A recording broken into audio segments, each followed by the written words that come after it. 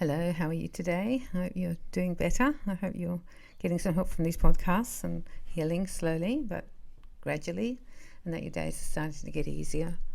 I wanted to talk about depression today. I think if you've been abused, you probably have depression. I think that a lot of children who've been abused end up being depressed because it's really sad at home and it's really horrible, and they learn to cover it up by being the clown or putting on a happy face all the time or distracting themselves. However, I feel that you might want to look at this and know that your abuse has caused depression. It might not be clinical depression like a chemical imbalance depression. It probably is just a reaction to what's happened to you, and it's very depressing. Being abused is a depressing state to be in. Having someone yell and scream at you, hit you, hurt you, you're frightened of them, you're living in anxiety all the time, and I'll do a podcast on anxiety. But today I really want to look at the depression. I didn't actually realise I was suffering from depression. I know it sounds kind of weird because I've got kind of a bubbly personality and chat to people, and I think no one would have seen me as a depressed person.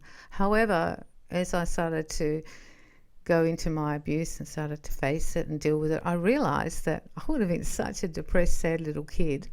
And then in my marriage, it was pretty depressing too. There were good parts of it, but a lot of it was depressing. And I want you to just start to think about, am I depressed? All these things that I have all the time, is that depression? So go and Google it. Put all the symptoms up on Dr. Google and have a look at yourself and start asking yourself that question, am I depressed? Because being pushed and shoved and hit is almost a depressing thing on to you, if that makes any sense. You are being repressed, which causes you to feel depressed because you can't express yourself. And part of being depressed is also being held down to be who you want to be or how you want it to be. You would have probably been in a very controlled environment because abusers are very controlling. Your freedom is so taken from you and you are bossed around and made to feel crap all the time.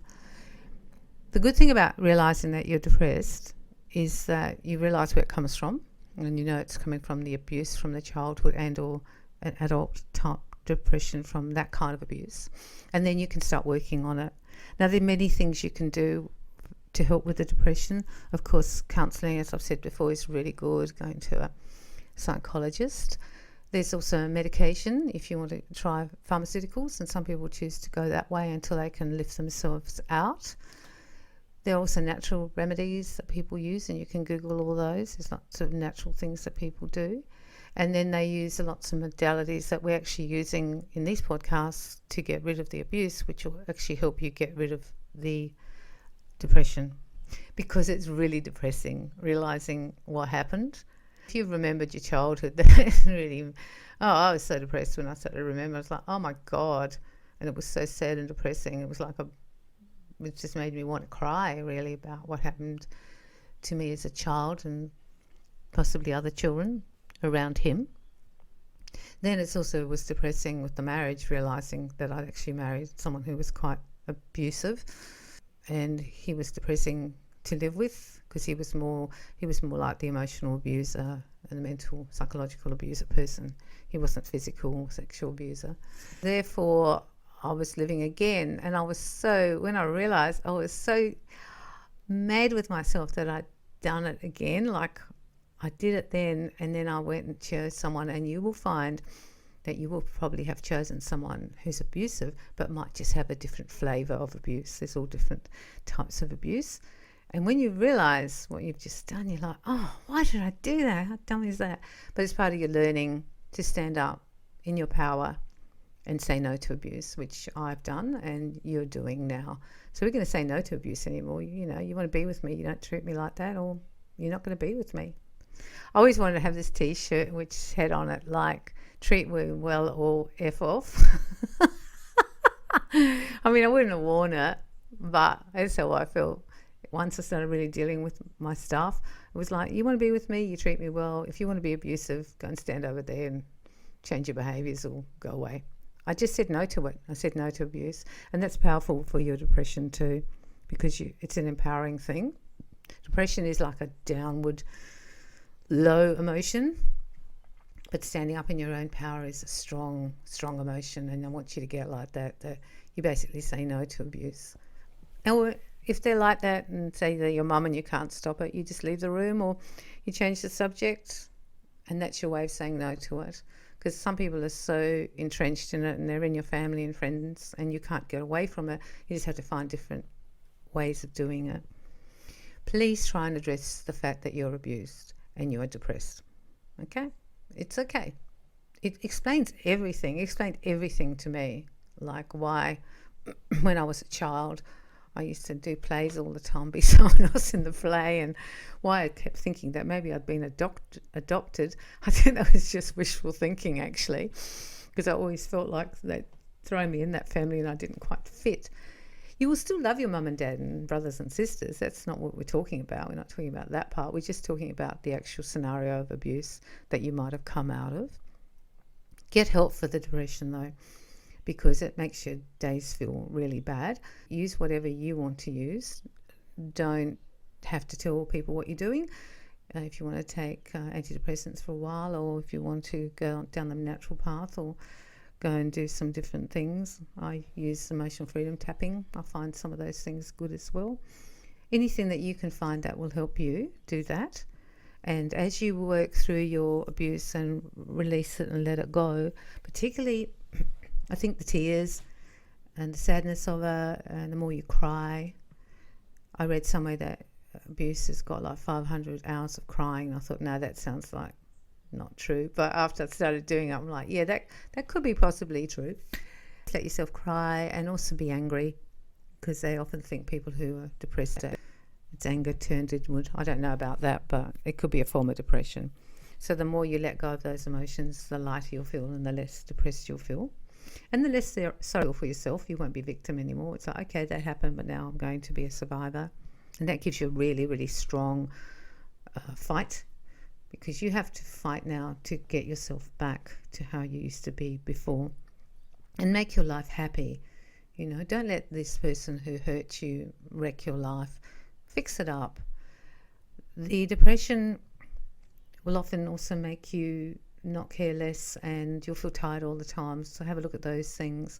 I found that you lose interest in stuff, and it's okay to have bouts of it. I think sometimes, because it's like as long as you see it as clearing it out, not being stuck in it, and that's when you need to sort of get help for it when it gets too bad.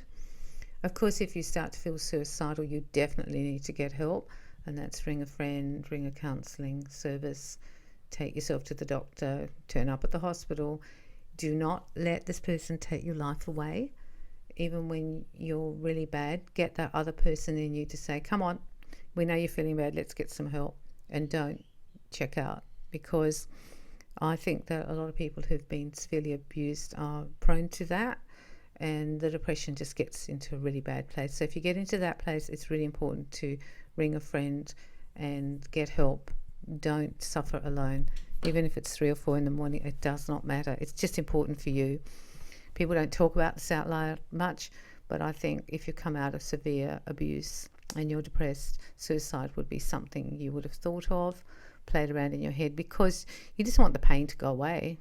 You don't want to feel like this anymore. You just don't want to feel this anymore. And that sounds like a way you could do it. However, the real way to do it is to start releasing the emotions and get rid of them. And that way you won't get to that really dark place, but get help for that. That's a severe form of the depression.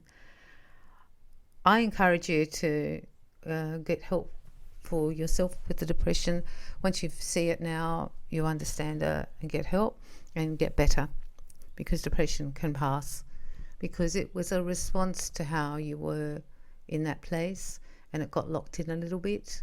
And I would say everyone who's been abused has carried some depression around it with them, because it's really depressing when people be mean to you. It really is. And these are often people that you loved. That's a very sad, depressing thing to come to terms with, but we can heal from it. So get help and go and Google it and see what you can do to help yourself, and find modalities that start to work for you, and really address it, and write about it too, how depressed you feel, and get it out of your system. Speak about it. These things that we've talked about earlier, use those things to get it out. There's no shame in being depressed about how it all turned out, because You know, if you've carried around fantasy family and then for some reason it all comes up and you remember, you've lost fantasy family. I lost fantasy family. I thought my family were great until it all came up, and then it was like, oh my God, they're terrible people, especially my dad, my God. So then all of a sudden that's really depressing, because the one thing you have got taken away, or if you've been in a really good relationship and then it goes down the abuse path because the person has become controlling and cold and mean to you, and now you're in that place and not coming from love anymore, that's very depressing too. So look at it and then fix it. Okay, I'll be talking to you again. Take care, and lots of love and lots of light being sent to you.